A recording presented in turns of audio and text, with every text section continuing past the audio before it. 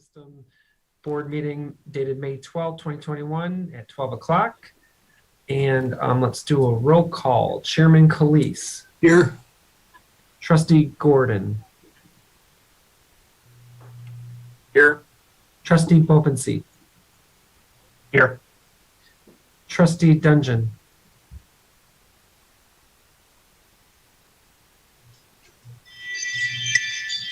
Pete is here. Trustee Hamilton. Here. I am here and noted that Trustee Miller is absent. Okay, we have a resolution that needs to be moved for our electronic meeting. So if I could get someone to move that and support. I'll move the resolution to conduct electronic meetings as printed in the agenda packet. Thank you. Support, Kurt. Thank you, Trustee Gordon, and the support. Okay, let's do a roll call on that. Trustee Hamilton. Yes. Trustee Gordon. Yes. Trustee Calise. Or Chairman Calise. Yep, you are now on mute, Mark. I'll bounce back to Trustee Bopensee. Yeah. Trustee Dungeon. We can't hear you, Pete, just so you know. But that looked like a yes. And Trustee Melzik, yes. Mark, Calise, would you like to vote on the resolution? Oh, you just, yep. Oh. You were unmuted for a second, Mark. Am I on mute? There you Nope, go. you're good now. Got it. You're good. Okay. All right. Sorry. I vote yes. Perfect. Okay. Public So if I may intercede, yeah, just to let everyone know, on Monday at council, we approved to end the emergency at the next council meeting, which is in 12 days. So after that will be, I'm not quite sure what will be for this group, but there will be a remote connection option if you want, or we can go in person. I'll probably go in person. I'm fully vaccinated, so I'm fine with it. But just to let you know, this may be our last fully electronic meeting for this board. So. Okay, thanks. Yeah, I appreciate that, Councilman. We'll get communication out to you guys. Knowing that we have 2 police officers that are in the office today, myself will probably have an in-person meeting with that remote option as well. Okay. Shazia, did we get any public comment? No, nothing at 9 a.m. Okay. There was none. Okay, thank you. Going on to minutes. Can I get a motion on the minutes from our previous meeting?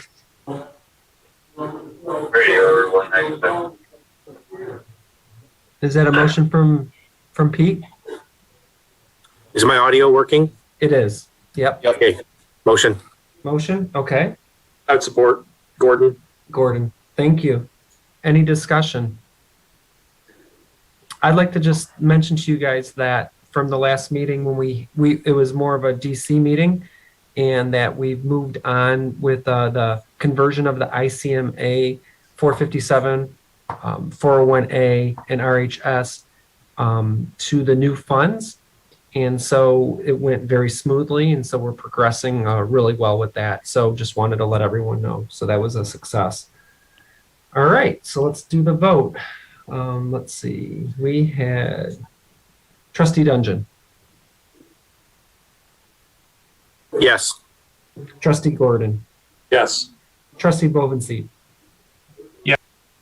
Chairman Calise. I'm not certain if was I there.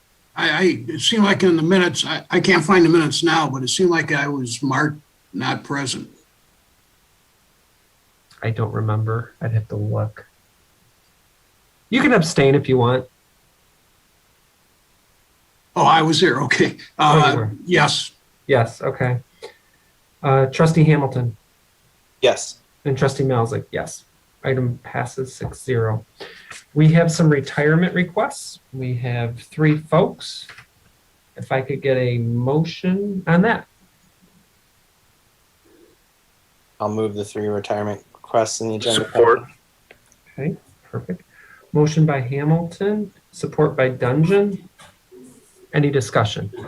I'll just want to say wish Nino well on his retirement. We recognized him a few council meetings ago, but he's been an incredible assessor for our city and worked for city for 41 years and 10 months, so he'll be missed.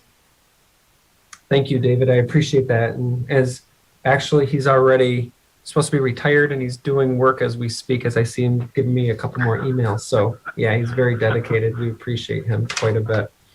Okay, so let's vote. Trustee Hamilton, Yes. Trustee Dungeon, Yes. Chairman Cleese, Yes, Trustee Gordon, Yes. Trustee Bovenseat. Yeah. And Trustee Malzik, yes. Item passed 6-0. All right. So in our regular business, we have a request for reimbursement to the city in the amount of $6 million in June of 2021. Just as a reminder, we do this twice a year. This plan does not have a contribution in from the city, but the city does pay benefits at approximately $1 million a month. And so each year we need to get reimbursed. This board need to reimburse the city for this, for the payments that the general fund makes on our behalf. So what we've been doing is we've been making those payments twice a year, basically in December and June. And so within our investment presentations, we'll have a rebalance or a cash distribution to talk about. And I think we can improve those with that. So does anyone have any comments or questions on this? I do, Rob. Sure. So I know the city doesn't make any contributions, but do employees that are active still make contributions to the plan? How does that work? I think, don't they have like a certain percentage of their income that still goes into the plan, or is that not the case anymore? Yeah. Tom, do you want to answer that since it comes out of your paycheck? Yeah. Each of the bargaining units, the unions have different contribution rates. Depending whether you're in defined benefit or defined contribution, it can go between, I think, 4 or 6% all the way up to maybe 13% or so for some of the new DC people. Okay. So in a way, we're still getting contributions into the system just through the employees, but not through the city of Troy itself. How much I think it's in the actuarial reports, but how much is that roughly? Do you know? Or I don't want to say because I don't have the number in front of me, but it is minor. It's very small. So basically what we're paying out is that money on top of the 12 million is just going right back out, right? Correct. None of that's really it's probably just done in the books, but really that's just part of it. Okay. Yep. Okay, good. All right. Does anyone else have any questions on our process? Okay. All right. So Tim, you are here. Let's move on to investments with Greystone. Okay. And Amy's Bob here too. was Hi, Amy. Bob is on the line, I believe, as well. And Bob too. Yep. Bob, any comments on the markets you wanted to make? First of all, the fiasco that's taking place today is all being caused by the consumer price index that came out this morning. That came out at a plus 0.9%, and the street was looking at 0.3%. And the 10-year bond has gone up a total of 60 basis points, which is quite a bit. It is now at 1.68. It is not at a new all-time high, but that's really what's caused the market to come down. And we're still seeing a rotation, and this is getting worse. It's seeing a rotation from the growth stocks to the value stocks, and it always happens as interest rates go up. But let me mention this. Long-term indicators are still very positive. There's been no deterioration that I can find on the long-term indicators. It's just the short-term indicators that have had any type of material effect on the market. And it's being caused, obviously, with the rotation and being caused because of the interest rates. Just to give you a quick synopsis of where we are as of today, the Dow right now is down approximately 3.38% for the year from the high to where we are today. The Standard & Poor's is down approximately the same, and the NASDAQ is down approximately 7.8%. for the year, from the high to the low of where we are today. But today's lows, I'm noticing that a lot of the NASDAQ stocks that have been getting crushed are not making new lows from where they were yesterday, which is showing or telling me that this market is probing for a bottom, and we could very well be there. I wouldn't expect the market to do much more than a 3 to 5% correction, with the NASDAQ obviously considerably higher, maybe closer to 7 or 8% is about what I would see. But nothing has changed. We are still in the bull market, and it should last for many years left. So that's my contention of where we are. Thank you. Thanks, Bob, for that update. There's some market slides that some of you already seen. I'm not going to go through those. I would just add on to what Bob said is our firm's view has been this is a different recovery than the recovery we had after 08. That was marked by low growth, low inflation, and low interest rates. This one we think will be a stronger recovery. I think our chief investment officer said it's going to run a little hotter maybe than we saw before. And so what we do expect to see is stronger numbers on growth, more inflation than we were able to muster previously, and that should mean that interest rates will move up. But days like today or other days when we see this, it's the market adjusting to those changes that it probably anticipates anyway. Changes in leadership, we've seen those, and we think we'll continue to see those, and I'll categorize those as we think value, which has started to outperform growth, that will continue. We think that small stocks outperform large. They're more economically sensitive, as value stocks are as well. And then we also expect once you see COVID cases start to come down overseas, we were starting to see a trend for dollars moving into international and emerging markets, and we expect to see that start back again at some point once you see them get COVID down a little bit in the overseas markets as well. The one area that will be challenged in this environment, and was in the first quarter, is fixed income. When interest rates rise and inflation is on the rise, that's difficult on fixed income assets, obviously. So those are kind of our overall views on the trends. Bob kind of gave you an update through what's going on here today. And then if there are no questions on the market for Amy, Bob, or myself, we'll turn it over to Amy to give you an update on performance in the portfolio. Okay, so I'm going to have you flip through the first section of slides here and maybe go right to, yep, you're on it. I didn't even get it out of my mouth and you were already there. So again, this is the total fund performance through the end of March. So these are all of the assets combined, Morgan Stanley, UBS. So we give you this overview picture. You can see for the quarter year to date of 2021 through March, up 4.2%. So a great start to the year. It's pretty significant returns for a quarter. You'll see that trailing 1 year number. And again, I like to highlight, if you were to look back at our lows from the recession last year, from the bear market, it's pretty close to March 31st. It was a few days prior. But I like to remind everyone that this is what kind of that long-term view, having the fortitude, paying attention to the conversation around the monetary policy, the fiscal policy, a V-shaped recovery. This is the benefit of having that long-term view where you get to have a return that looks like 43% off of the lows. Had you made some adjustments or got a little bit more protective, certainly you wouldn't have been able to participate in all of that upside. So that gives you a good snapshot of that. You'll see the trailing 3 years at over 12% now annualized. So every year, year in and year out, 12% return, close to that as well for the 5 years. 10 years annualizing at 9.2%. So these are really strong numbers. When you look at the bottom of the page, we get an idea of what that means in dollars. And that kind of tends to hit this home a little bit more. So you see the current quarter, also year to date, started the year at $225,253,000, $9.4 million of appreciation in that first quarter brings your March 31st ending value to $234,644,000.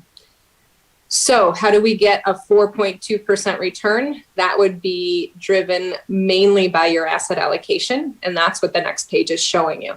So that big blue pie chart tells you you have about 65% in domestic equities, right? That's going to include large companies, that's going to include mid, that's going to include small. You have another slice of about 5% overall that would be in non-US. Got a little bit of real estate in there. We've got the rest of the portfolio basically in fixed income at about 26%, 27%, and then a little bit in cash. So you get the 4% return by being overweight equities versus bonds. And we'll kind of look at the difference in performance between those asset classes. The next page shows you as we scroll down. So this is the allocation for UBS. You'll see a similar story, right? Every portfolios in general right now tend to be somewhere around this 70% equity, 30% bonds. The opportunity set within fixed income being what it is, as Bob just said, we've got a 10-year treasury at 1.6 or 1.7. That's not going to get you where you need to be in terms of total return. The next page will show you in terms of Morgan Stanley, the allocation. Same thing, 50% domestic equity, 20% international. There's where you get to your 70% allocation. So pretty consistent as we see across portfolios really on asset allocation. The next page will show you the breakdown of which investments have what weighting within the Morgan Stanley portfolio. You can see the biggest weighting that we have at this time is that Vanguard Total Stock Market Index at about 18%. And then we're pretty diversified out from there between investment styles and categories. The next couple of pages will highlight a little bit more about what Bob and Tim said about where is the performance coming from. So you'll see at the top of the page on a net basis, our portfolio, the Morgan Stanley portfolio, up 3.5% for the first quarter. Where that is driven from, you will, as we've seen, large cap value, that's the Aristotle portfolio, that's the JP Morgan portfolio versus the large cap growth. You can see it, those first three lines. 97 basis points, call it 1% for large cap growth, and you've got something closer to 10% for the large value. So having that exposure in the portfolio is very important as we've seen this rotation. You've got the S&P 500, the Vanguard Total Stock Market, and then again, where you saw small and mid-sized companies adding to the performance of the portfolio, that was beneficial, about a 13% return there. Same thing happened in international, value versus growth. And that's what you see in the lower half of the page. We're starting to see a pickup in the returns for real estate, which is on the next page. So that's been a positive contributor within the quarter, up about 9% there. And then one more page, just again to highlight that difference between the equity performance and then a challenging environment for the bonds, where you've got interest rates moving pretty quickly. This performance, for the fixed income is how difficult that environment can be. As interest rates go up, the value of your bonds go down. So this, again, portfolio, not worried about where you're at, just also emphasizing the fact that having a lower allocation to fixed income is where we're at. It's probably where we're going to stay, right? But we do have to have this conversation about, are there other asset classes? Are there other opportunities in the portfolio? If we're looking to be in a balanced portfolio, if we're looking to protect, and again, on a day like today, as Bob said, we know there's inflation. We know there's going to be movements in interest rates. What does that do to the portfolio? Challenges the large cap growth space. It challenges the fixed income. Where do we go with those allocations? And that conversation we'll talk about with our asset allocation study.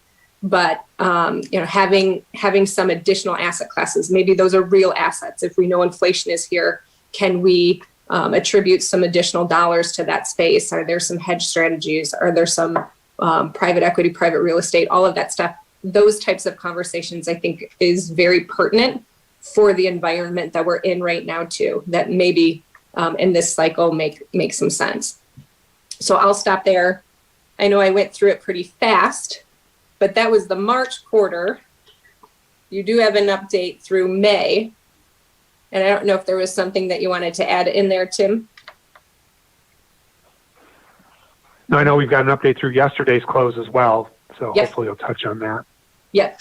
So if you bring that return, we said overall for the first quarter, we were at 3.5%. If I bring you forward through May 10th, we're now at 7.5%.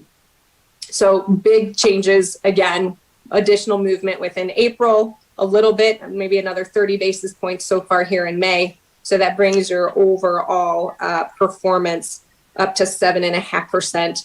That portion of the portfolio that we're managing is now over 110 million, almost 111 million. So continued progress. The portfolio is working very well. And If I may interject for a second. Yeah, that would mean, based on my calculation, it's about 240 million, which our last liability was 160 million. So that means we're 50% overfunded at this time, $80 million overfunded, which makes my head want to explode because we have almost no liability in our healthcare. We have 10 million liability in our firefighters. So I wish we didn't.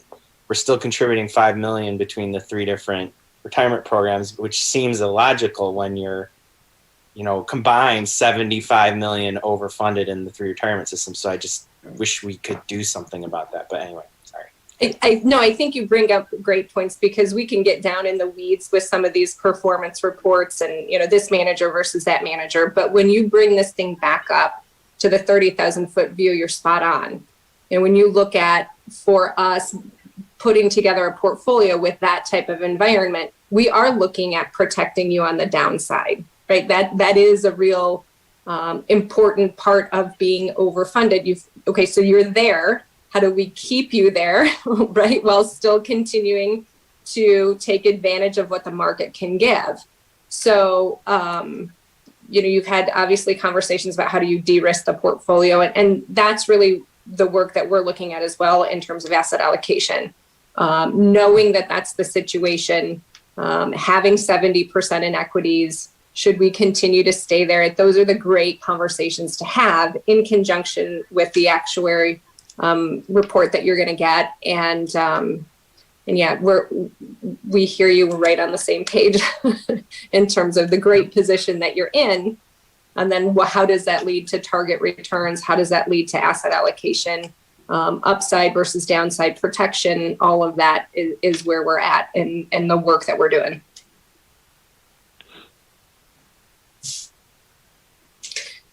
So if there aren't any questions in terms of performance, we did put together, as Rob had said, a rebalance for the 3 million.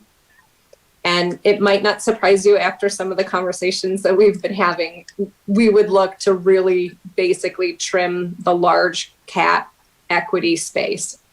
And so what you see in front of you is certainly a little bit of a higher trim to large cap growth, also to the Vanguard total stock market, that being the largest weighting of the portfolio, about 18%. So we trim that. We basically trim everything else with a little bit of an emphasis on reducing some of that exposure to large cap growth. And so this is the proposal that we have to raise the 3 million, all of it coming from U.S. Equities.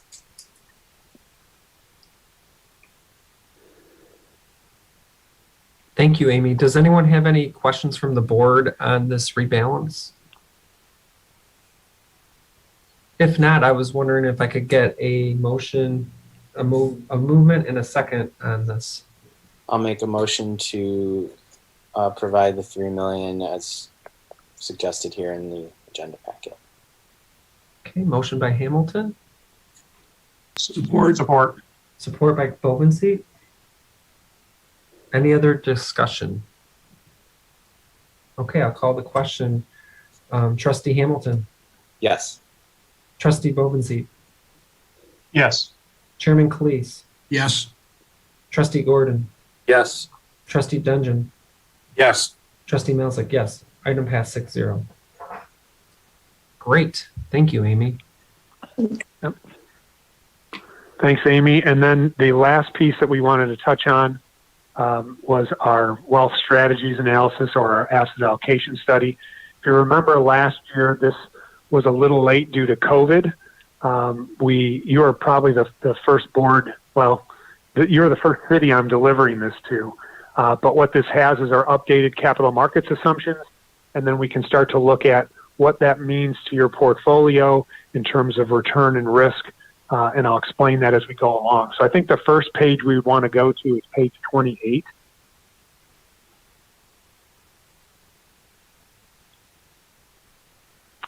And for those of you who don't remember or haven't seen this previously, we take our capital markets assumptions, which are really our expected rates of return and risk. Every year, the firm puts a lot of resources behind coming up with what they expect those to be, and we split them up over 2 time periods. The first is our strategic, so over the next 7 years, so think kind of intermediate to nearer term. And then the secular, those are out, 20 years, long term. I will focus a little bit more in some of my comments on the strategic, because as we've seen over the last 2 or 3 years, expected rates of return have been slowly but surely coming down. And in particular, one area that's been hard hit by that is fixed income, and I'll explain that as I go through this. So where you see under strategic assumptions, the annual return, that's over the next 7 years, the expected annualized rate of return. So for equities in general, it's a little under 6%. If you look at U.S. equities, we're down around 5%. So we've had really good returns in those areas. They're expected to maybe not be quite as good going forward. And I would tell you, I've seen some of these capital markets assumptions from some other firms. I wouldn't say we're the most conservative or the most aggressive. We're kind of middle of the pack in terms of our expectations on some of these returns. You will see when you get into either large cap, mid cap, or small cap that we do expect to see value do better than growth.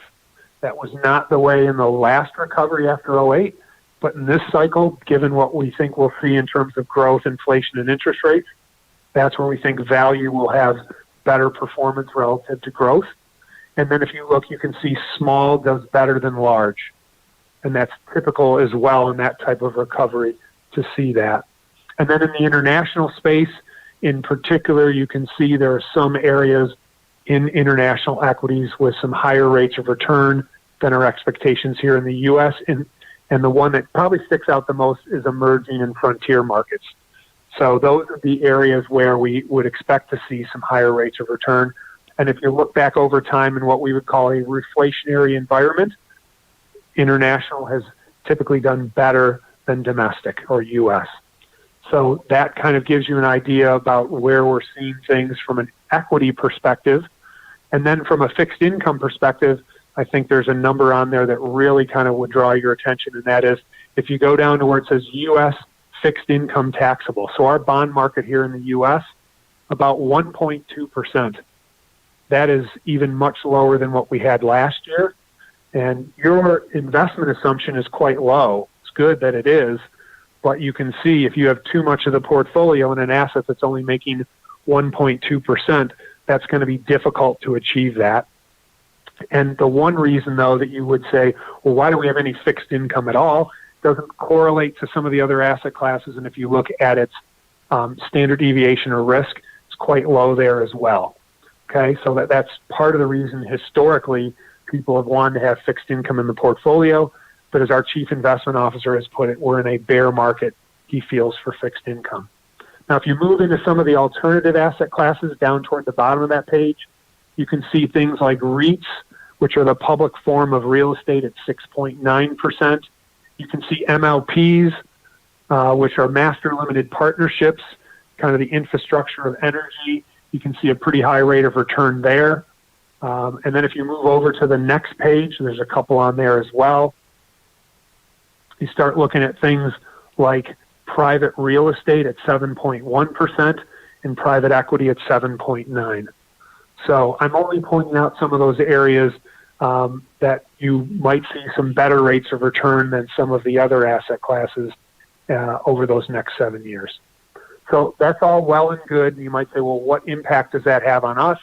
If you'll go back to page 4 within our asset allocation study, this now says, okay, here's the way your portfolio is currently invested, and here's your targets through your investment guidelines. And then you can see some other mixes that we put in there for comparison's sake, okay? And if you move over to the following page, page 5, and you go down to where it says strategic assumptions, this is what we expect from the portfolios that we've laid out, or those mixes that we've laid out. You would see with your portfolio, you're under 5%. Your standard deviation is at about 9.9. And then another number you'd want to take a look at is that Sharpe ratio. To me, that's the efficiency of the mix. Because what we're always trying to do is drive as much return as we can out of the portfolio, but keep the risk level lower. And that will mean a higher, Sharpe ratio. So the higher that number goes, the more efficient the portfolio. And you can see the rate of return is higher than your targets through your investment guidelines, but the risk level, as you can see, is a little bit higher. So from an efficiency standpoint, it's about a push. But if you look at some of those other mixes, you can start to see rates of return as you move to the right there, moving up higher. The last mix up to 5.7%, and the risk level stays at about 8.9. And you can see the Sharpe ratio is at about 0.53. Now, the only mix that's more efficient than that would be the mix 4, strategic with alternative investments, that gets you at 0.55, but it doesn't have as high a rate of return. It's got a lower level of risk. So we're interested in all of that, right? We want to make sure that your portfolio derives a necessary rate of return. And the good news is, if you look down below on return, even the current portfolio you have right now over the next 20 years, we would say would derive a 7.4% rate of return and would have about a 9.9% standard deviation. So it's fairly efficient at 0.49. But that's good over the long haul. But in the short haul, you can see many of these mixes fall below where your investment assumption is right now. So we're not recommending to you today to go from where you are to one of those last couple of mixes, but we have recommended this to our other clients, and we would say the same to you. You might want to take some time to do some education around some of those other asset classes that we talked about in the alternative space that get you higher rates of return, don't correlate as much, and can help to keep your risk level down while achieving higher rates of return. And that may be especially important, right, over the next 5 to 7 years here in the intermediate to short term, as we may see lower rates of return in the overall markets. By getting that education, the biggest problem most people have, myself included historically with the alternative asset classes, has been the fact that some of them can tend to be illiquid, and some of them can tend to come with higher fees. So we want good returns, good risk levels, good liquidity levels, and we don't want fees to go up too much either. So all of those things are important.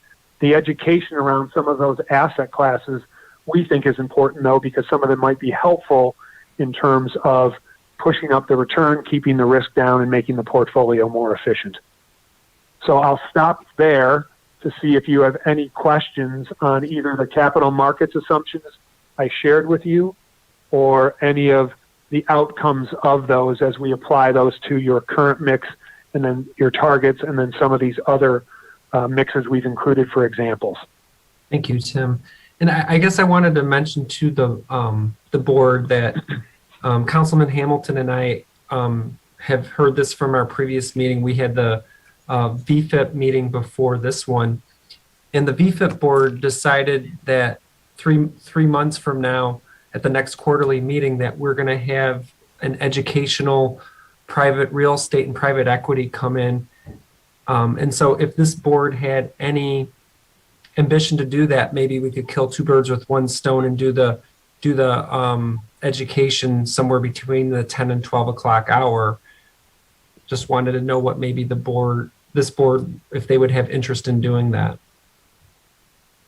I'd be Tom? interested in learning about that. Yeah. Okay. Kurt? I concur. Okay. All right. So Tim, what we can do, at least on the private real estate and equity that the previous board had agreed to, maybe we can look and figure out the logistics of maybe doing this around 11 o'clock or something like that. Okay. Yep. Yeah, my office will work with yours, Rob, on kind of setting that up. We're not going to give them, hours to speak to you, so No. It won't take that long. And we will set up these managers in such a way that it will be educational, right? We do not want them to come in and try to sell you on their firm or what they do. It's more about the asset class and getting education around that. Okay. All right. Thank you. Does anyone have any questions on Tim on what he just presented? Tim, this is Mark Calise. I have a question. You're throwing out short-term 5 to 7 years from now projections. With what confidence are you speaking of those projections? Yeah, we think that returns that, were as good as they were over, say, the last 8 to 10 years mean that these projections are probably, while they may not be 100% accurate, they're heading in the right direction. And I think, the other issue that I see going on with a lot of my boards is your actuary, right, is going to look at the feeds from firms like mine on their capital markets assumptions and others as well to try to start figuring out whether your asset mix that you have can support your investment assumption. So, and one of the things I know actuaries are keen on is they do like to see if, okay, the asset allocation study we did and these capital markets assumptions show that maybe the returns are going to be a little bit lower. They like it when you're doing the education around trying to find out, are there other asset classes you should be potentially introducing into the mix? So if nothing else, the biggest, I guess, ask is your time to do this. Because I would tell you, yeah, there's no way anyone's going to tell you their capital markets assumptions are 100% accurate. But I do believe the trend will be that returns that we had over the last 10 years will probably mean we don't have as good a rates of return, over the next 10 years. And I guess the example I'd use in history is, for those of you who remember the returns from the 1990s, they were really good. And then if you remember the next 10 years, that was called the lost decade. Returns were not very good there. And those funds that went ahead and made sure they were as diversified as they could and did everything they could to deal with that, I think ended up in much better shape than those maybe who didn't look into that and try to make sure that they were as well informed as possible.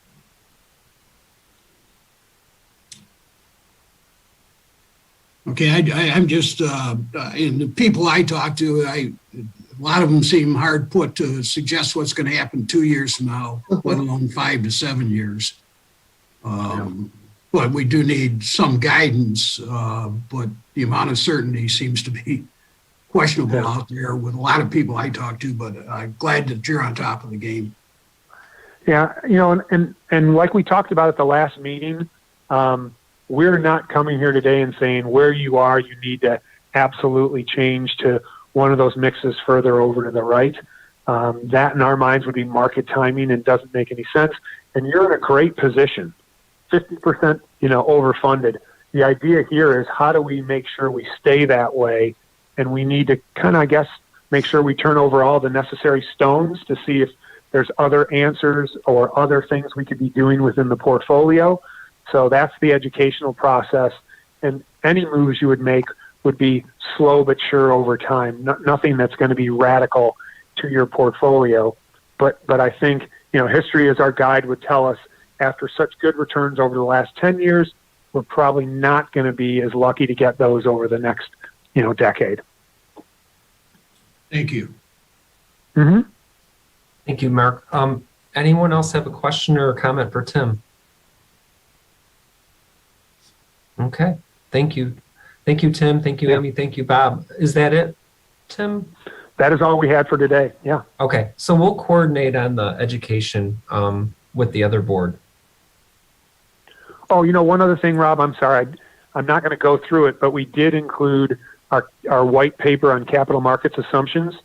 So to the previous question I got, or maybe others have these same questions, how do you come up with those? There's actually a white paper in there that's, it may put you to sleep at night a little bit, but it does have information around the work that goes into coming up with what I shared with you today, those expected returns and risk and correlation between the asset classes. Cool. Thank you. Mm-hmm. Before we move on to UBS, Councilman Hamilton, member contributions were $170,000 in the last fiscal year. Just Thank FYI. you. Yeah, that's tiny. Wow. You're welcome. All right. Miss Becky and Mr. Darren, you guys ready for us? We are. All right. Hello, everybody. First of all, can you hear me? And We see me? can. Okay, great. We Thanks. we can hear you. We can't see you. Oh, okay. Well, you're probably not missing much. I will tell you that I've been having huge internet issues today. We have a new house going up behind us, and I've lost total internet twice. So instead of trying to play with it, I think we'll just kind of go with how it is. So I look basically the same as last time you saw me, but I'll be happy to see everybody in August. So anyway, just to add to Tim, Amy, and Bob's comments regarding what's going on in the market, clearly we've seen significantly more volatility in the last couple of weeks, and a couple of pretty nasty days from the standpoint of the market turning down. In many ways, I guess it's not really surprising, and there are a lot of reasons why this is taking place. First of most, our first quarter for March was amazing. I mean, I think that most analysts, most forecasters did not really see where earnings would come in. But about 90% of the S&P companies have reported earnings. Approximately 85 of those have beat their estimates by an overall average of 20%. So that is absolutely huge. And I don't know that we totally expected that. So then the market takes a look and says, okay, can that be repeated in this next quarter? And it's unlikely. That doesn't mean that earnings will be negative or earnings will be poor. It's just that we don't see that same spectacular returns in the second quarters that we've seen in the first. So that's part of what's going on right now. The other issue is we are seeing an increase in inflation. A lot of forecasters really did not foresee this. We thought that inflation would stay pretty low, and I'll go into that in a little bit more. And then obviously some other issues going on this week. So we've got the bombings in Israel, which is certainly an issue, the cyber attack on Colonial Pipeline. So a lot of things going on at the same time. Overall, we really don't see huge issues in the market. We think that we'll continue to see volatility and perhaps not as strong of a return as we've seen this past year as we've come out of the COVID issues, but we're not overly concerned. A couple different things. Obviously, we've got a huge bounce back from COVID. A lot of that is the strength of the consumer. We're seeing a lot of people buying more, spending more as things open up.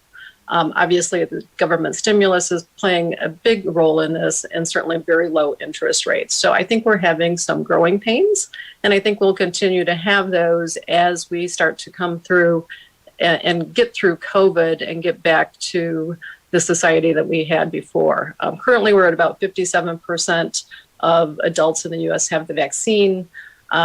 COVID is still a bit of an issue for us here in the States. It's certainly a big issue throughout the rest of the world. So it's going to continue to affect us for probably many months to come, hopefully not too much into the following year, but certainly that could happen. As Bob said, the CPI number that was brought out this morning, a huge increase. It's actually up 4.2% year over year from last April. That's the biggest increase since 2008. People had thought we'd see about a 3.6% increase, so certainly even bigger than that. So really looking at some inflation. The April jobs report was a disappointment. We only added 266,000 new jobs. In March, we've actually revised that number. It looked like we had brought in about 916 new jobs in March, but it's really about 770. And about half of the new people getting jobs in April are teenagers. So those are people that really couldn't get stimulus checks in the past. So we still have some issues there with number of people filling the jobs that really are there and need to be filled. We've currently got about 8 million fewer jobs than pre-pandemic, and our unemployment rate stands at about 6.1%. So a lot of issues as to why people aren't taking jobs, certainly looking at whether it's the stimulus checks, the increased unemployment income, certainly in the lower skilled areas such as hospitality, retail, food services. I'm hearing from people that we know that own restaurants that they're having to pay signing bonuses to get people to come to work, to take a job, and to not leave the jobs they have right now. So it's a big problem. So a lot of that is increased inflation. Now, whether or not that will continue as we come to a full economy kind of remains to be seen. The government has had a definition or a desire to have about a 2% inflation rate. They've basically kind of revised their thought process on that. Instead of a 2%, they're looking at an average of 2%, which would mean that they could look at lower numbers historically with higher numbers going forward to get to that 2% inflation. UBS has changed its forecast. We're looking at 2.5% to 3% inflationary rate by the end of the year. But when you look at that in the light of history, that's still pretty low, higher than we've had for a number of years, but nothing like going back to the 70s and 80s when we had just horrible inflation that affected our economy very negatively. So at a 2.5% inflation rate, we do think that interest-bearing bonds are likely to increase in, rates are going to have to go up. That causes downward value on those actual bonds. So we too are concerned about fixed income right now, really not adding to it until we see how this all kind of plays out.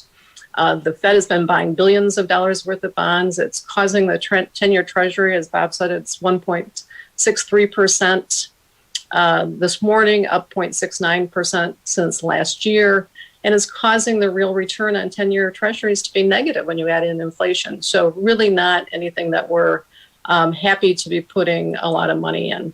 So we had brought to you our capital markets assumption about 6 months ago. Going forward, our thoughts are very similar to what Morgan Stanley is saying. We really continue to see average annual returns on equities, good quality equities, about the same as we've seen in the past, but we're expecting much lower returns on fixed income, again, just based on the very low interest rates. So it's kind of our market summary. Any questions I can answer from anybody on that before we start to look at returns? Darren, do you have anything to add? Yeah, I would add that we do favor, of course, equities over bonds. We do see the large cap value continuing to outperform large cap growth, and that is due to this growing economy. As you'll see in that environment, you'll see cyclicals, which tend to be value oriented, will outperform versus growth.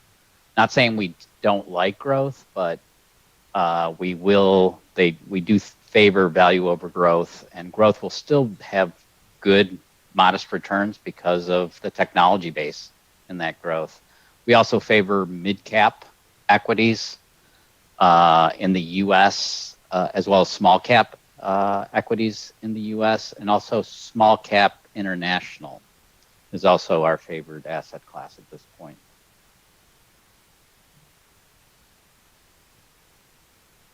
Any questions?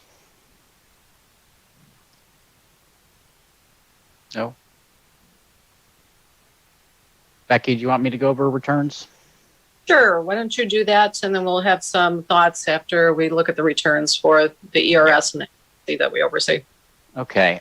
So this will be the March 31st performance report for the combined ERS and NAIC portfolios, and we'll see we have the month to date, quarter to date, 1, 3, 5, 7, 10, and since inception columns there.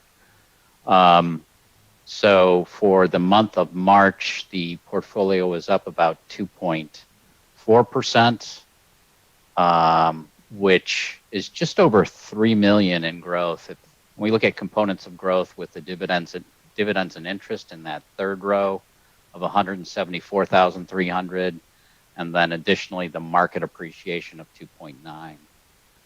For the quarter, the portfolio is up 4.71%.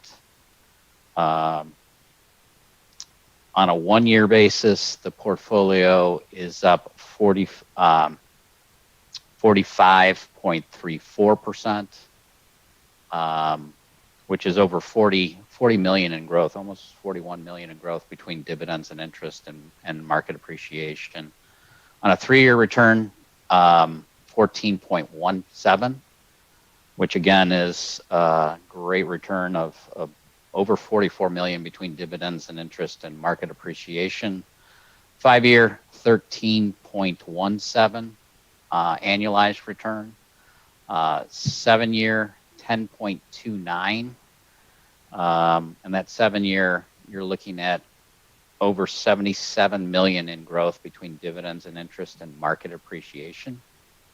On a 10-year, you're looking at a 10.00 annualized return over that time period, going back to March 31st of 2011, with $98.5 million in growth. And since inception, the portfolio is annualizing at close to 8.9%, which is over 100 and, what is that?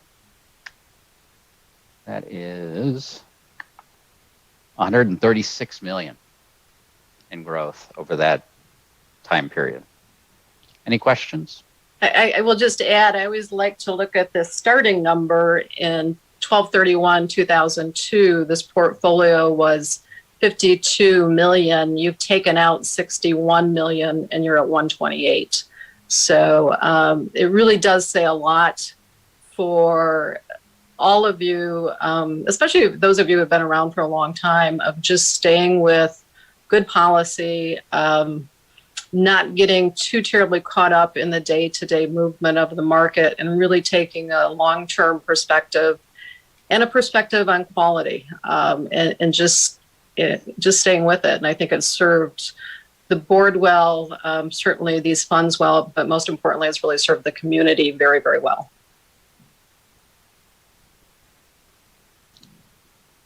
Okay, I guess we'll go to quickly the March ERS performance, Shazia. So month to date, that portfolio is up 1.68%. For the quarter, 3.3. Looking back 1 year, it's 40.23%. 3-year at 12.75 annualized. The 5-year 12.29% annualized. 7-year 9.33. The 10-year 8.96, and since inception 8.32%, with over 105 million in growth since inception. Any questions? Here in Mark Calise, this Yes. is all net of fees. That is correct. There's a number above the net number I was quoting, which is the gross time weighted. So the number below that is net of all fees. That is correct. Thank you. And I would like to draw this to the attention of the board. Fees don't necessarily mean everything. And I'm glad to hear performance pointed out. I think we should, again, have the major focus on performance. Fees are somewhat important, but performance, bottom line, is what really counts. Good job. Thank you.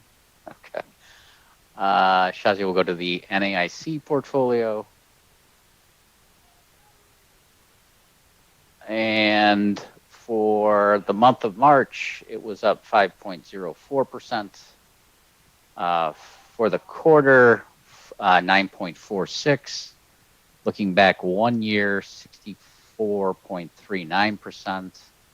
3 years at 19.31.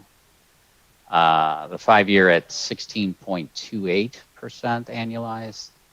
On the 7-year, 14.66. On the 10-year, 14.95. And going back to December of 2002, portfolio is annualizing at 12.02. And I'll point out this portfolio, if we go to the next page, is 100% equities. If we go to the asset allocation, there is a cash balance of about 7%, but outside of that, close to 93% in equity exposure, whereas the ERS is a little more conservative, closer to a 60-40 portfolio. And when we combine the two, we get to that closer to that 70-30 preferred allocation. Does that make sense? Any questions? If not, I will go to April with the combined.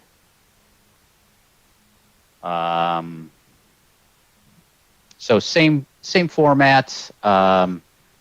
For the month of April, the combined portfolios were up 3.85%, which is close to $5 million. It's at 4.9 million between dividends and interest and market appreciation. Year to date, portfolio is up 8.77%, with just over 10 million in growth between dividends and interest and market appreciation. On a 1 year, the combined portfolios are up 36.8%, with about 36 million in growth between dividends and interest and market appreciation.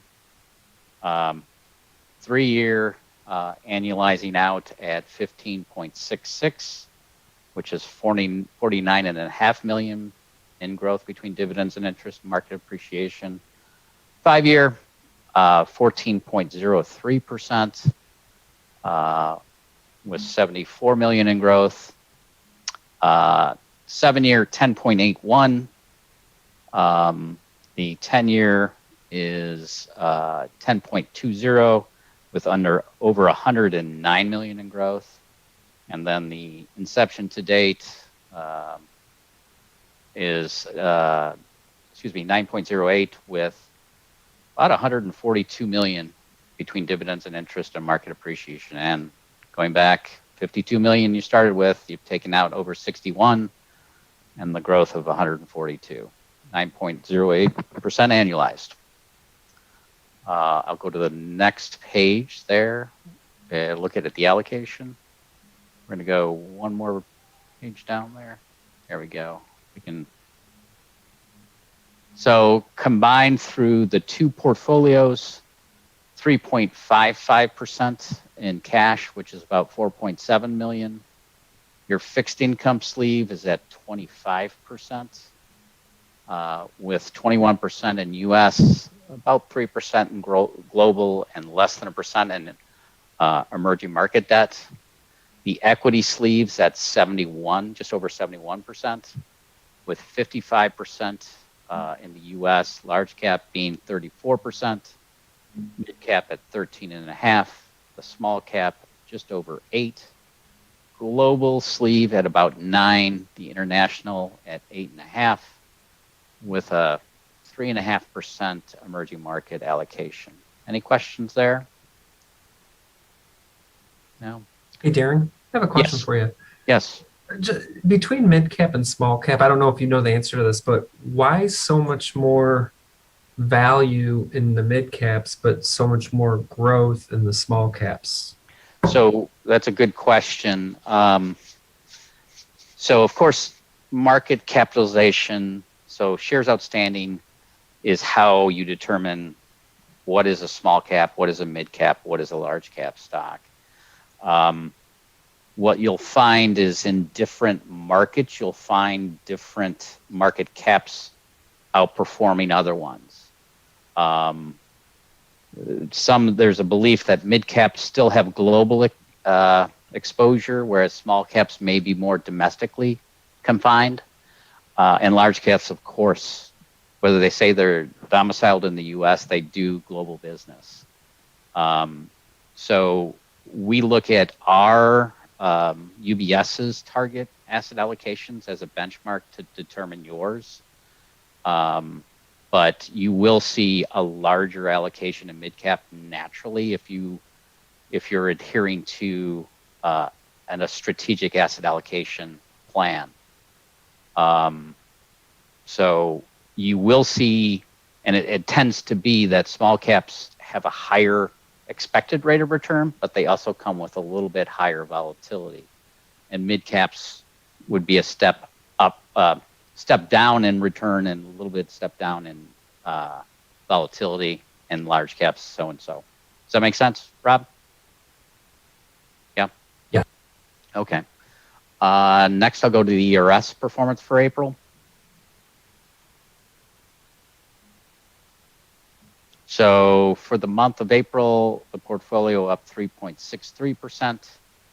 Year to date, 7.10. Looking back 1 year, 33.7% annualized, or excuse me, 33.69%. For the 3-year period, 14.22. For the 5-year period, 13.13. The 7-year, 9.79. Looking back 10 years, 9.16. And since inception, 8.5%. I'll go to the NAIC next.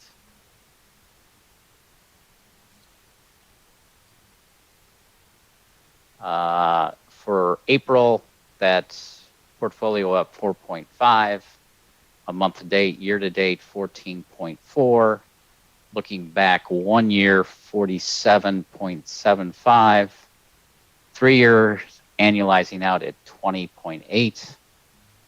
5 years, 17.17. Looking back 7 years, 15.56 annualized. 10 years at 15.12. And inception to date, 12.23. Any questions? Oh, I also did a year-to-date as of yesterday. The combined portfolios are up 8.09% as of yesterday's close.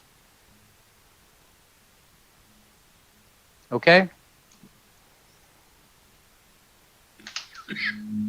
All right.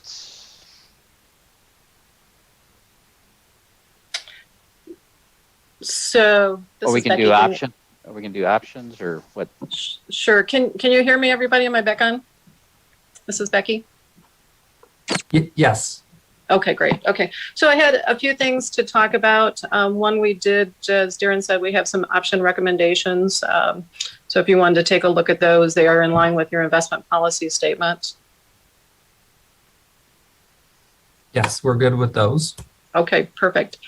And then just as we do every year, I just wanted to have, a basic conversation with all of you, just to make sure that, how we continue to manage the portfolio, which is a little bit, different than, how we manage healthcare, and certainly how Morgan Stanley is managing their portion with individual stocks, individual bonds, mutual funds, and doing some option transactions is the way that you continue to want to proceed with this. I just think it's good for us to have a conversation about it every year. Obviously, there's been quite a bit of board turnover since I came on 20 years ago. And, certainly as the markets are moving more quickly, more volatile, I do think it's just worth the fact that we all talk about it. We are happy to manage this as you want us to. We are here at your pleasure, and we'll do our best to always take the care that we can, the responsibility that we can with the portfolio, and manage it to the best of our ability. But I just want to make sure that you all are still comfortable with the way this is being handled, or if you would like to look at a more fully managed portfolio at some point in time, or if you're continue to be happy with the way things are. Thank you, Becky. Chairman Cleese, would you like to start? Yes, I think it's been extremely successful for the 15, 20 years that I've been on. Seems to work. UBS is doing their research is great research, and I believe that pretty much we've been made aware of situations that they see as a sell. I've been satisfied. I would vote for no change. Okay, thank you. Councilman Hamilton, were you going to say something? Yeah, I mean, I've made it clear in the past that I like the idea of more managed, less stock picking, because I think the NAIC, I don't really get it, because they're basically a raw buy or sell recommendation, but they never quantify the amounts. So it makes me think that it's more just kind of good luck than it was a sustainable strategy for the future. And given how massively overfunded we are, I don't see the benefit of taking the risk. And I'm not confident that the returns will continue, because I just don't see the consistency of strategy. So I'd like to see something more like retiree healthcare, and that it's more managed. Okay, thank you. Anyone else?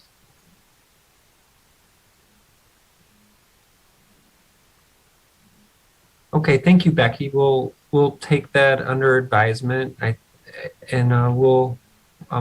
you want to go to the next topic? Sure.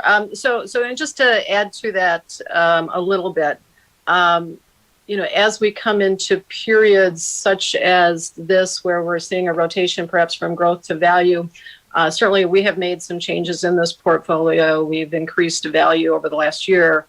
We were a little early, I think, to the party of trying to make those changes, but it's harder to do with individual stocks. It's much easier to do with mutual funds and with managed positions, where we can, kind of decrease across the board. So that's all. I just want to make sure that we're always talking about this. And again, we're not trying to fire ourselves. We just want to make sure that we are thoughtful about the management of this, and that this is always something that's taken under consideration. So it might be something for a longer conversation. In the meantime, we have already raised the $3 million. We've kind of done that naturally over the course of the last few months. So we have a little bit more than $4 million in cash. So we'll be ready to make that distribution for you in June. Again, we've just thought that there's some volatility in the market. So as there was the opportunity the cash came up, we've not been real forceful about reinvesting it, knowing that we'll be making distributions of a pretty large amount twice a year. That being said, at this point in time, until you make a decision to move forward, a couple things we like to do is always go through the portfolio, clean up where things are necessary. Actually, things look pretty good. We like pretty much all of your stocks. You've got a few small positions that either should be, in our opinion, they're not meaningful, so either sold or added to. I have a list there, as you'll see, of those that we think are very good, high quality stocks. We have buys on them, highly rated, that we could add to with some of the remaining cash. And then we've got a couple of really small positions that we really don't want to add to, and they should just be probably taken out. So we would like you to think about doing that in the regular ERS portfolio. That, again, will still leave that $3 million. And I might also add that, as you know, we're at 71% equities. So that is your investment policy statement is 70. So we're kind of encroaching on a little bit of where we're a bit uncomfortable. And you should be aware of that. That being said, we're very concerned about bonds right now. As interest rates go up, bond prices go down. And we see them trending up, not greatly, but we would prefer to not add to the bond portfolio until we see where this really lands. Okay, Becky, within this, do you have a specific recommendation, or you've given us actually just what the... Well, yeah, so the specific recommendation would be that the Carrier Global, Otis Worldwide, Raytheon, Lockheed Martin, those stocks are very high quality. We have them rated as a buy. Most outside research areas like them as well. They're very attractive, good long-term companies. They're smaller in nature. I think we should take some of the additional cash we have and bring them up to at least a $300,000 position each, so that they're meaningful to the portfolio. So I'm recommending that you do that with those 7 stocks. The 2 following that we've rated a hold are very small positions. We don't really care for them, and we think those should be sold, and part of that money will go to increasing those other positions. Does that make sense? It does. Okay. Yeah. Okay. So what you just said there, that could be a motion if one of the board members would like to move that. Mark Calise, I'd like to move it. Okay. Thank you, Chairman. Is there support? Support. Support by Hamilton. Any other discussion? Okay, let's call the question. Trustee Calise. Yes. I'm sorry, Chairman Calise. Sorry about that. Trustee Hamilton. Yes. Trustee Dungeon. Yes. Trustee Bovenseat. Yes. Trustee Gordon. Yes. Trustee Malzig. That passed 6-0. Okay. Okay. Rob, can I just add one small little comment? Yes. So the VF Corp, you have 1,400 shares. 400 shares of that, you have a call option against that. That will go away in next week. So option exercise is next week. That will not be called away. So I'm going to wait to sell that VF Corp until next Friday when that option has not exercised. And that way you get to keep that premium that you got. That's fine. Okay. Okay. And then to add to that, there were some recommendations, obviously with the NAIC, we do follow their recommendations. In addition to following their recommendations, we do our own research. So in the last month, they have come up with 4 sell recommendations for the NAIC. Gilead, Car Auction, LKQ Corporation, and TCF Financial. You've done well for the most part on these stocks. Gilead, you have 14,000 shares. You're up 198%. We have it rated as a neutral or a hold. It has a yield of almost 4.5% on it. Car Auction, you're up a little bit more than the 75,000. When I wrote this, you were flat, even with the market downturn. It's gone up a little bit. A lot of it is because of the inflation with cars. Interestingly, car prices have gone through the roof. A lot of it is because you can't, the computer chip to make new ones are hard to get. So the average car price now of a used car is $25,000, which is insane. But anyway, so LKQ Corporation, we don't follow it. You have a 419% gain in it. TCF Financial, we have a buy on it. You've got a small loss there. So, but those stocks are all recommended by NAIC. If your goal is to follow them, that's what they're suggesting. I think these were brought up, some of them were brought up before, and I think we decided at that time to hold. Does Correct. anyone have an opinion at this point? I would agree with the sell recommendation. Okay. Are you recommending are you putting a motion on to sell all 4 of those stocks? Yes, I am making that motion to sell all 4 of the stocks recommended as a sale by NAIC. Okay. Does anyone support that? Support. Support by Hamilton. Any discussion? Okay, we'll call the question. Chairman Calise. Yes. Trustee Hamilton. Yes. Trustee Gordon. Yes. Trustee Bovenseat. Yes. Trustee Dungeon. Yes. Trustee Malzig, yes. Item passed 6-0. Okay.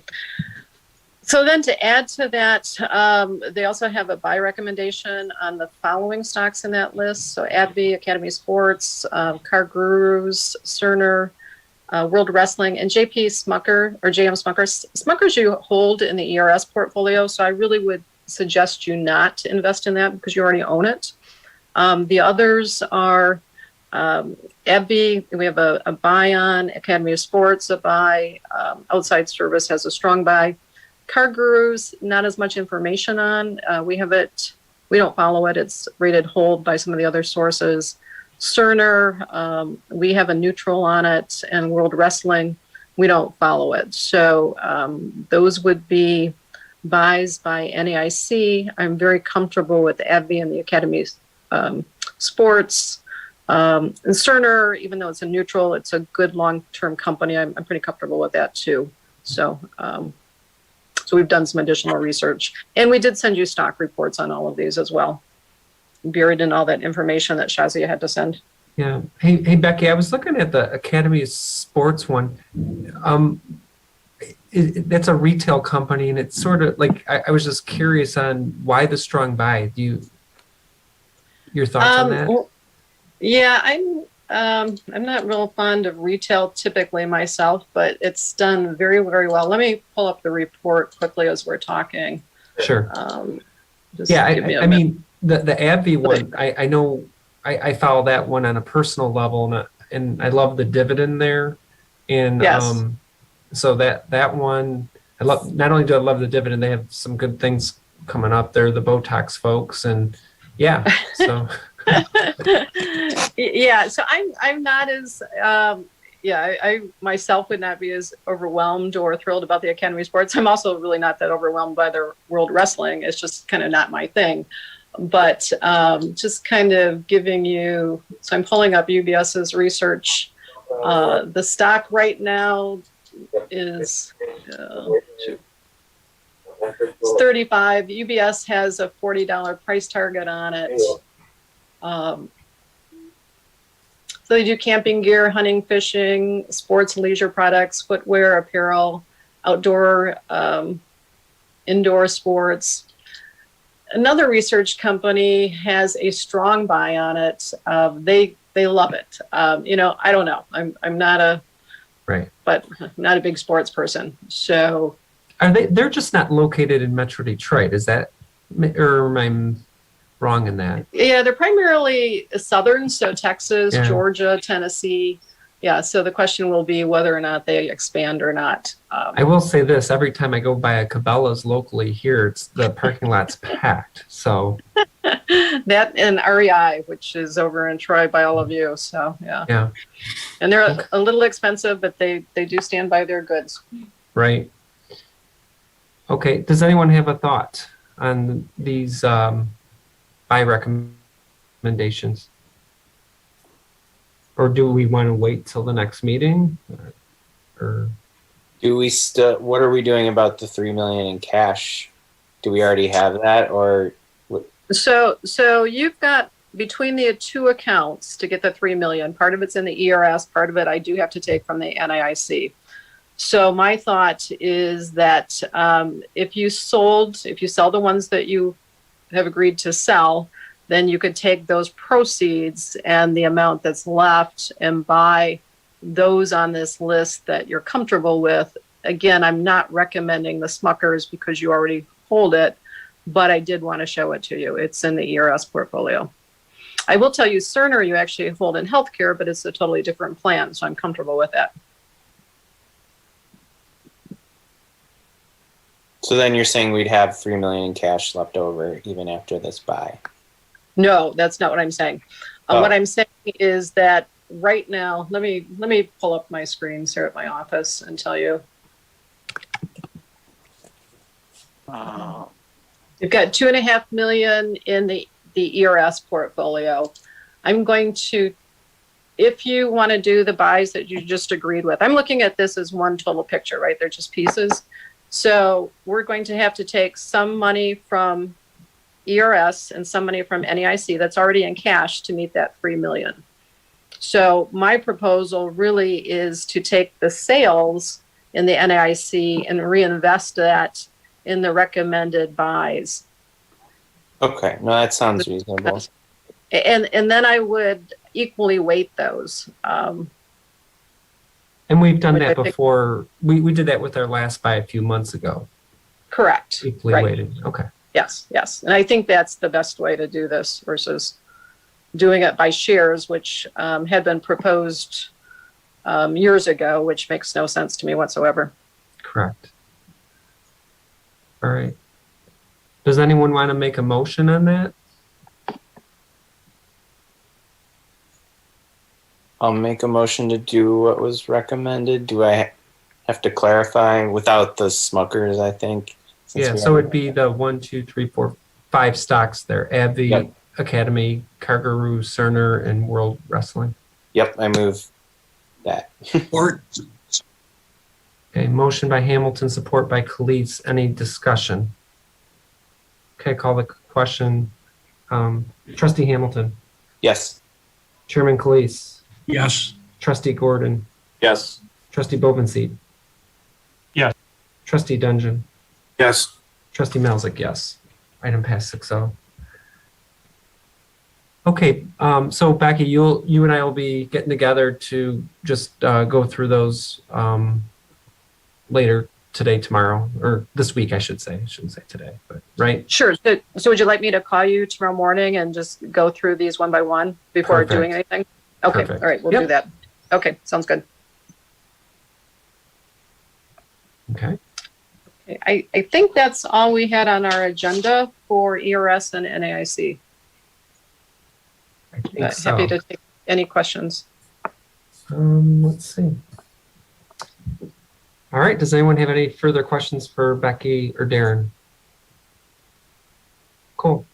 Any other business that anyone would like to talk about before we adjourn and then move into the healthcare meeting? No. Rob, Yes. Mark, please.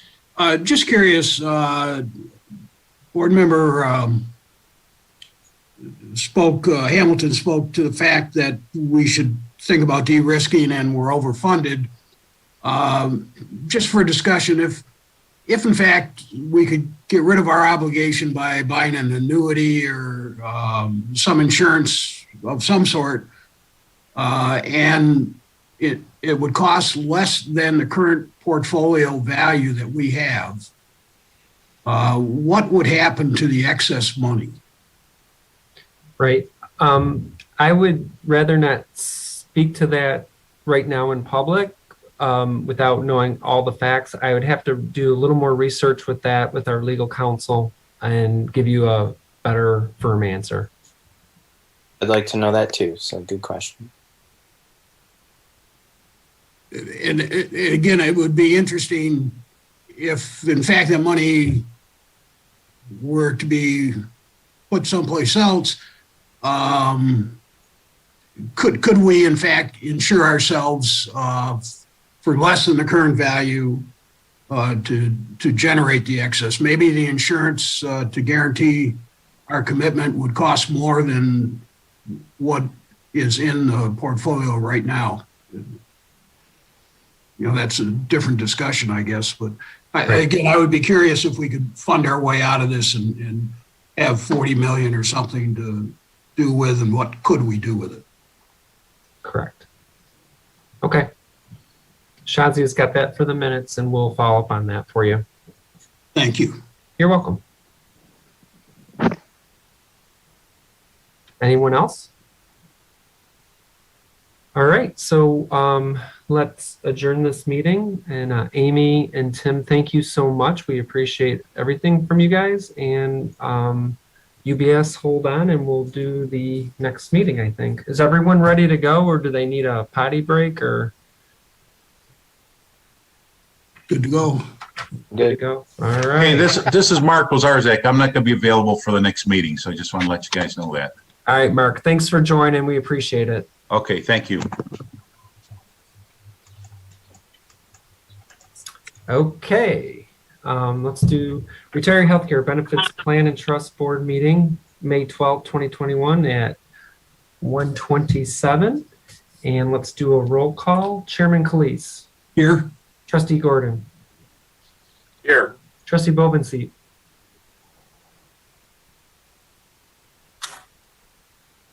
Here. Trustee Dungeon. Here. Trustee Hamilton. Here. Trustee Miller is absent, and Trustee Malzik's here. All right, next item. We have the electronic resolution. Can I get a motion to approve that as written? So moved. So moved by Kurt, and the support, Support, Gordon. Gordon. All right, any discussion? All right, let's call the question. Trustee Bovenseat. Yeah. Trustee Gordon. Yes. Chairman Khalees. Yes. Trustee Dungeon. Yes. Trustee Hamilton. Yes. Trustee Melzick, pass 6-0. Public comment. Shazi, do we have any? The answer was no, right? No. Okay, good there. None. The minutes for the last meeting. Can I get a motion and a support? I'll move to approve the minute.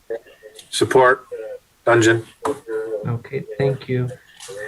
So, Trustee Bovenseed with the motion, support by Trustee Dungeon. Any discussion? All right, we'll call the question. Trustee Bovenseed. Yes. Trustee Dungeon. Yes. Trustee Hamilton. Yes. Trustee Gordon. Yes. Chairman Calise. Yes. And Trustee Melzick. Yes, pass 6-0. Okay, moving on. Regular business. We are into investments. Becky and Darren, that's you guys. It is. Thanks. Shazi, you want to pull up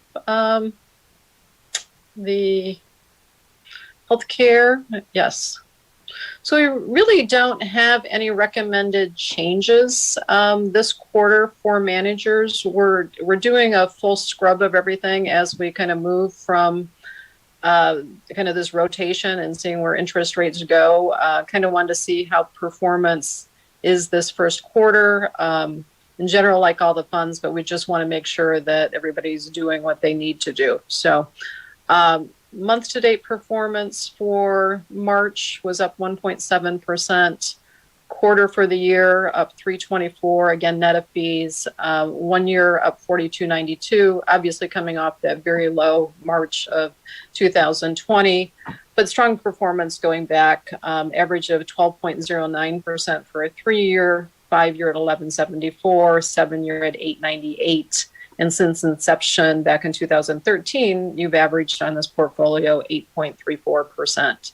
So we look at the consolidated benchmark is the BC Ag 30%, MSCI World at 70, and that's that second line. So outperforming that at the month to date 1.62, the quarter of 309, the 1 year at 39.24, 3 year of 1036. So as you look across the board, other than the inception date, really good, strong performance against the benchmark as well. So this, as I mentioned before, you know, we manage this in a very different way than we do the ERS and the NAIC. Use a combination of separately managed accounts, individual mutual funds, and then exchange traded funds. We use the exchange traded funds to try and keep your portfolio fees as low as possible for core holdings, and then add the funds and the separately managed accounts where we think we'll have outperformance. And for the most part across the board, since we've added each fund, we've had good outperformance. We have seen a little bit of underperformance these last couple quarters. And again, we're not going to make any huge quick recommendations because we think that's oftentimes a bad long-term policy, but we continue to investigate those where we have underperformance. So I guess I would ask, do you want to go through all the different managers today? What is your time frame? We're happy to do that.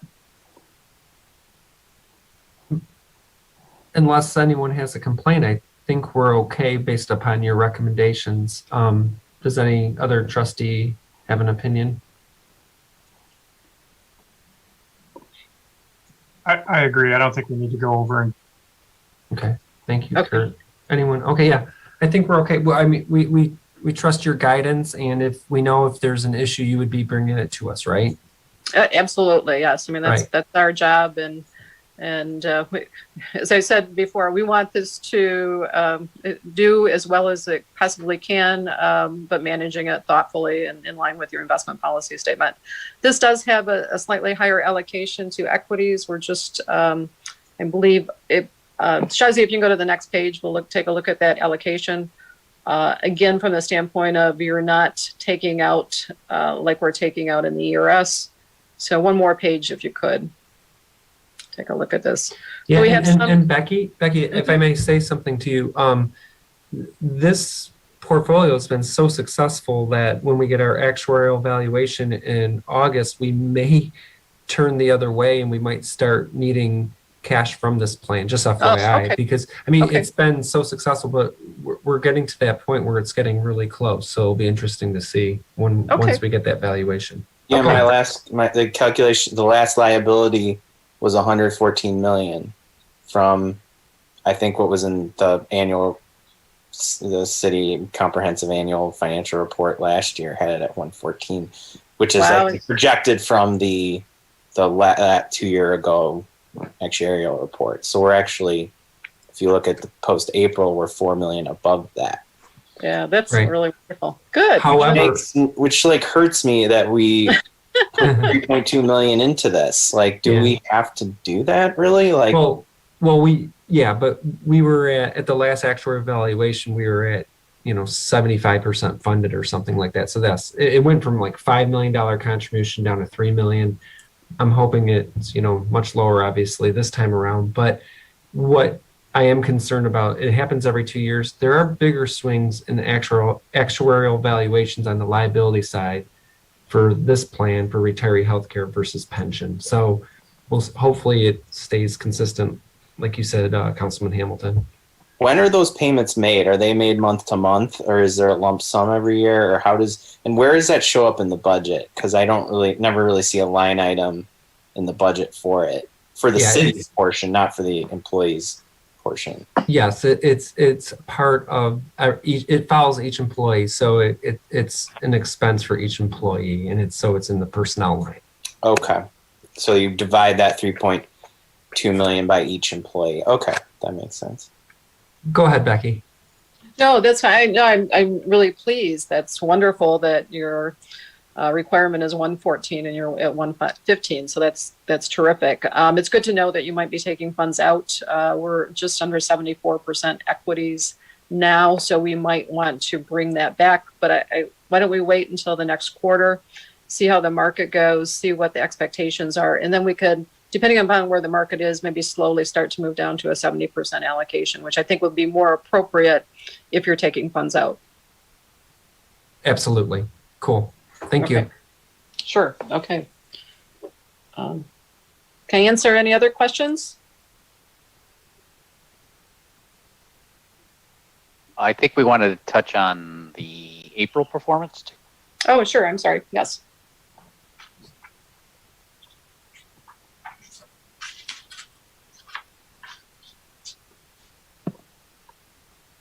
So for the month of April, the portfolio was up 3.69%. Bringing that year-to-date total just over 7%. Looking back 1 year, we're at 35.8. The 3-year at 13.51. 5-year annualizing out at 12.42. 7-year at 9.61, and going back to inception of 2013, 8.76. And again, looking at the benchmark, we're looking at 3.21 for the month, 6.4 year to date. On a 1 year, 32.87. Basically, every time period except for the 7-year and the inception to date outperformance versus that benchmark. Well, actually, it's just we're above it on the inception to date as well. Sorry, just a little tighter. And then looking at the next page, 2 pages more, Shazia, you'll see the allocation closer. The equity sleeve has moved up a bit, just shy of 75% with 1.4% in cash and 23% in your fixed income. That would cover everything at this point. Awesome. Does anyone have any questions? Anyone from the board have a question for Darren or Becky? Okay. Becky, I don't mean to embarrass you, but can you please tell us about that award you got? Oh, thank you. Actually, both Darren and I did. So we were both named as top advisors in the state of Michigan by Forbes Shook. Shook is a an organization that looks at not just an advisor's ability in his or her profession, but also what they do with the community. They look at volunteer work, things of that nature as well. So we were both very honored to get that for the state. And then for the second year in a row, I was named that for the U.S. for women as well. So thank you for bringing that up. So we're proud of those designations, and really proud, I think, from the way that we understand how they make those awards. So thank you. Well, congratulations on behalf of the board, and we're very proud and happy to have you as our partners. So thank you. Thank you. All right. Let's see. Did you have anything else, Becky? We don't, no. Okay. So Okay. we're happy with how things have gone. A little concerned with the market right now, but we really don't, we don't see that we're coming into a recession. We don't see a major pullback. We just think that there are short-term pockets of concern that will work themselves out. And so we're, that's one of the thoughts that I've always had about keeping some money in cash for distributions. So we're glad that we have that. We don't need to be selling into this market. Oftentimes when it's a pullback like this, it's good to add money versus take out. So we're good. Love working with all of you. Rob, you've been so pleasant to work with and so thoughtful and knowledgeable. We really appreciated that. And the board has just been terrific to us over the years. So we're very grateful to continue to be a part of the city of Troy. So thank you. Thank you. Other business, does anyone from the board have anything they'd like to discuss? Similar to the question I had in the other boards, what is the employee contribution to healthcare? It's and then how much are the healthcare costs, for the year? If you have that, if you don't have it off the top of your head. I don't. I'd have to go dig. So I could go look through. I think it's in the actuarial report, but I know obviously we're putting, because we don't have to take any money out. It's obviously more than we're getting more from employees than what we're spitting back out. But yeah, I'm just curious. But I'll get that for you. The next meeting is gonna be really interesting with the new report, so I'm really looking forward to that. Absolutely. Any other, Kurt? I know we've had discussions about this in the past, and I don't know if it's a board action or maybe something future business, but similar to what Councilman Hamilton was saying about this is obviously an employee benefit. Unfortunately, if an employee were to be employed and die during the employment, that benefit is lost for their family members. So, this is a benefit that you accrue as time goes on, but you can only receive that benefit if you retire from the city. So I'd like to, in the future, look at how we can modify that. So in the event that we have a tragic loss of an employee, having that accrual of benefit still be available to the family. Okay, Shazia, she'll record that in the minutes, and we'll take that up. My gut tells me, Kurt, that that's probably something negotiated at the contract level, but maybe I'm wrong. I don't know. We'll have to take a look. I don't know if that's this board that would have that decision making on that, but I'm certainly open to having a discussion to make sure our employees are taken care of. I have to imagine that's a more rare situation, and that the overall cost probably wouldn't be the overall, actuarial cost of that probably wouldn't be a lot, but I'd like to look into that. okay, we will. Cool. Anything else, Kurt? Okay. Mark, Tom, Pete, anyone? We're all good? Sir. Awesome. Thank you, guys. I appreciate everyone's help today, and we'll keep moving forward. With that, we'll adjourn today, and everyone have a great rest of their day. Great.